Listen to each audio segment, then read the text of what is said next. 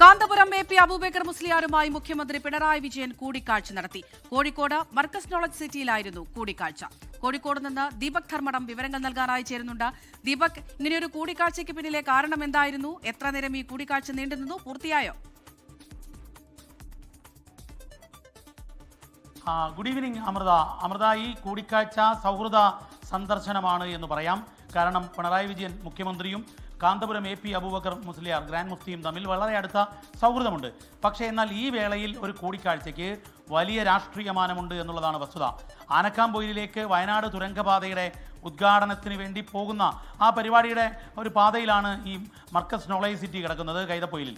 അവിടെ വെച്ചാണ് കൂടിക്കാഴ്ച ഉണ്ടായത്. കൂടിക്കാഴ്ച ഏതാനും മിനിറ്റുകൾ, ഏതാണ്ട് അരമണിക്കൂറോളം അവർ അവിടെ ഉണ്ടായിരുന്നു എന്നുള്ളതാണ് വസ്തുത.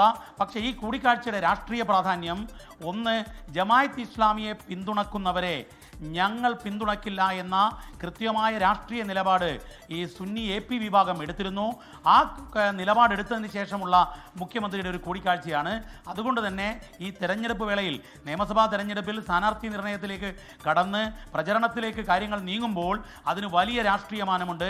പ്രത്യേകിച്ചും മുഖ്യമന്ത്രി പിണറായി വിജയനും കാന്തപുരം എ പി അബൂബക്കർ മുസ്ലിയാറും തമ്മിലുള്ള രാഷ്ട്രീയ കെമിസ്ട്രി, രാഷ്ട്രീയ രസതന്ത്രം വളരെ ശക്തമാണ് എന്നതുകൊണ്ട് തന്നെ ഈ കൂടിക്കാഴ്ചയ്ക്ക് വലിയ രാഷ്ട്രീയ മാനമുണ്ട്.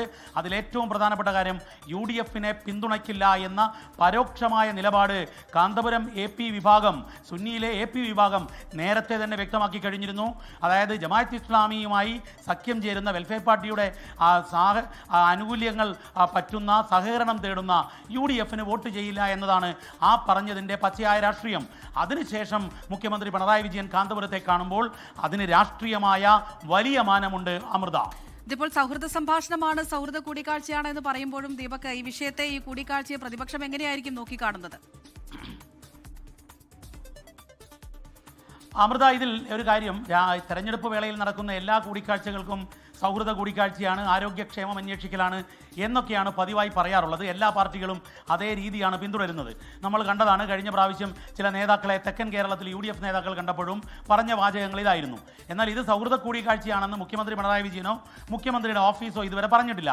പക്ഷേ എന്നാൽ ഇവർ ഇടയ്ക്ക് കാണാറുണ്ട് എന്നുള്ളതും, മുഖ്യമന്ത്രി പിണറായി വിജയനും ഗ്രാൻഡ് മുഫ്തി കാന്തപുരം എ പി അബൂബക്കർ മുസ്ലിയാരും തമ്മിൽ വളരെ അടുത്ത സൗഹൃദമാണ് എന്നുള്ളതും നമുക്കറിയാവുന്ന കാര്യമാണ്. അത് ഒരു പരസ്യമായ രഹസ്യമാണ്. അവർ തമ്മിൽ അത്രമേൽ ആത്മബന്ധമുണ്ട്.